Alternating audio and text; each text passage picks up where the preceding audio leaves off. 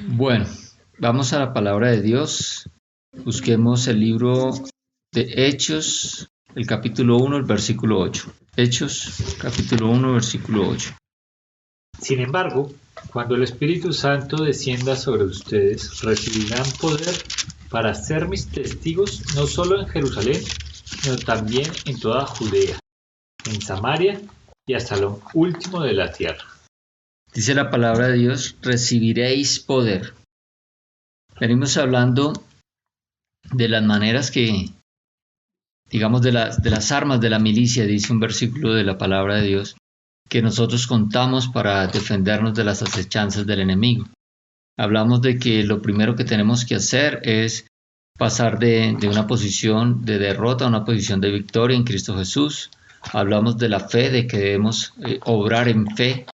Hablamos de la palabra de Dios, que tenemos la palabra, el nombre de nuestro Señor Jesucristo. Hablamos de la palabra de Dios, la espada del Espíritu Santo.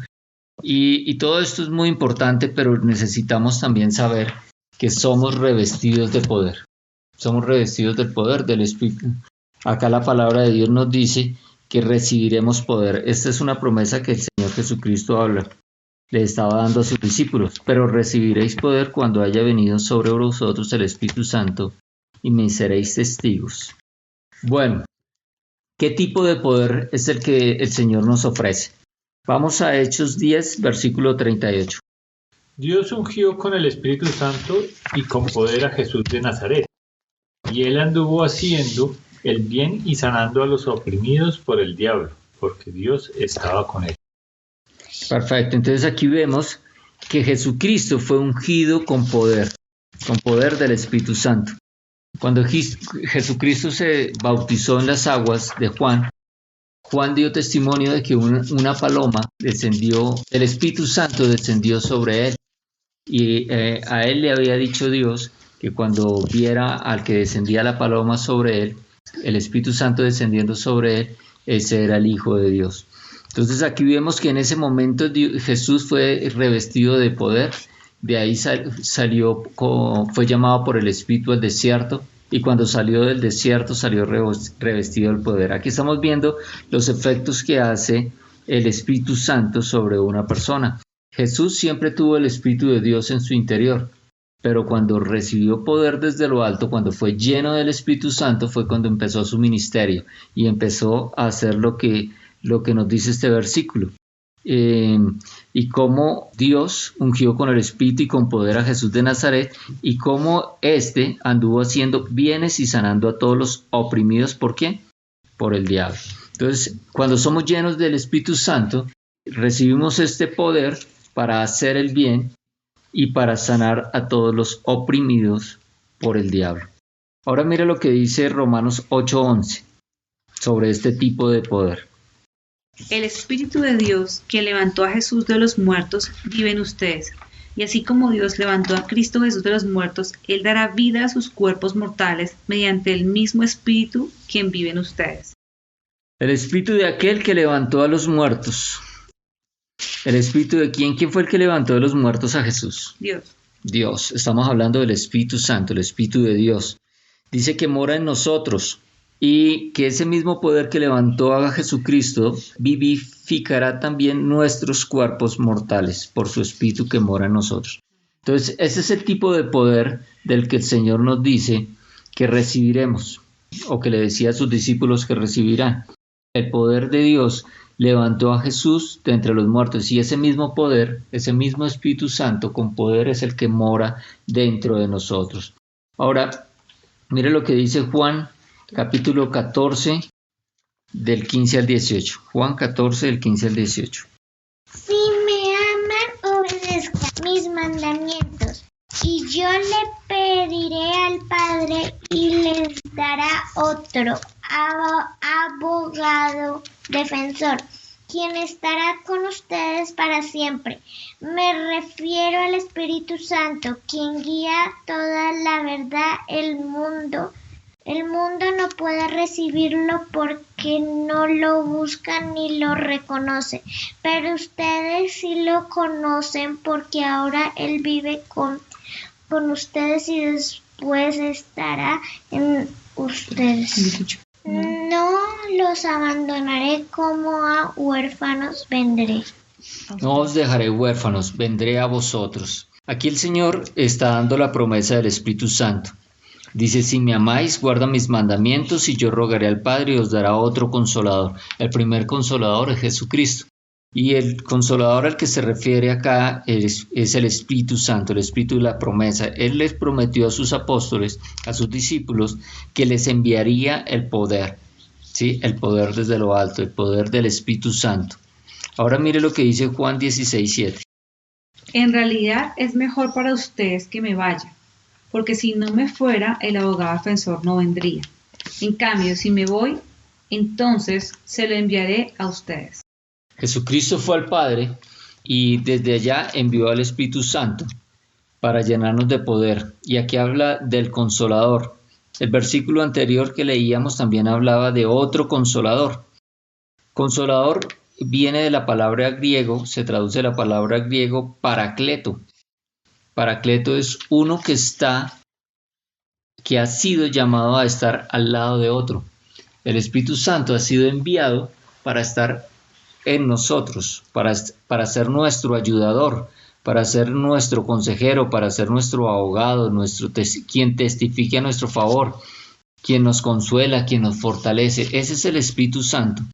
Y el Señor Jesucristo nos promete que seremos llenos de ese Espíritu Santo, llenos de ese poder. Vamos a Juan 4, 10, 14. Vamos al capítulo 4 de Juan y vamos a mirar los versículos del 10 al 14. Jesús contestó, si tan solo supieras el regalo que Dios tiene para ti y con quién estás hablando, tú me pedirías a mí y yo te daría agua viva. Pero Señor, usted no tiene ni una soga ni un balde, le dijo ella. Y el pozo es muy profundo. ¿De dónde va a sacar esa agua viva? Además, ¿se cree usted superior a nuestros antepasados, Jacob, quien nos dio este pozo? ¿Cómo puede usted ofrecer mejor agua que la que disfrutaron él y sus hijos y sus animales? Jesús contestó, cualquiera que beba de esta agua pronto volverá a tener sed, pero todos los que beban del agua que yo doy no tendrán sed jamás. Esa agua se convierte en un manantial que brota con frescura dentro de ellos y les da vida eterna. Bueno, este episodio sucede cuando Jesucristo se encuentra con la samaritana. Él le dice que si bebiera del agua que le daría sería agua viva. El versículo 10 comienza diciendo que si conocieras el don de Dios y quién es el que te dice, dame de beber, tú le pedirías y él te daría agua viva. Jesús nos da agua viva. Ese agua viva del que habla la palabra de Dios es el Espíritu Santo. Dice más el versículo 14, más el que bebiere del agua que yo le daré no tendrá sed jamás. El Espíritu Santo nos sacia toda nuestra sed espiritual, nos sacia toda nuestra hambre espiritual. Sino que el agua que yo le daré será en él una fuente de agua que salte para vida eterna. Eso es lo que hace el Espíritu Santo, sacia nuestro espíritu de la necesidad que tenemos de Dios. ¿Y ese agua cuándo la recibimos? Nosotros la recibimos cuando recibimos a Cristo como nuestro Señor y Salvador. El Espíritu Santo entra a morar dentro de nosotros. Pero Dios está dispuesto a darnos más de su Espíritu, no solamente para saciarnos nosotros, sino que está dispuesto a darnos más. Miremos lo que dice el capítulo 7 de Juan, los versículos 37 al 39. Capítulo 7, versículos 37 al 39. Jesús promete agua viva. El último día del festival es más importante. Jesús se puso de pie y gritó a la multitud. Todo el que tenga sed puede venir a mí. Todo el que crea en mí puede venir y beber. Pues las Escrituras declaran, de su corazón brotarán ríos de agua viva. Con la expresión agua viva se refería al Espíritu, el cual se le daría a todo el que creyera en él. Pero el Espíritu aún no había sido dado, porque Jesús todavía no había entrado en su gloria.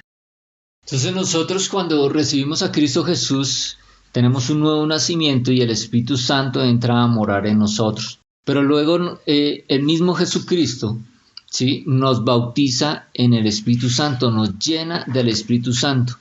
Cuando nacemos de nuevo y el Espíritu Santo entra a morar en nosotros, recibimos esa fuente de agua que sacia nuestra sed espiritual.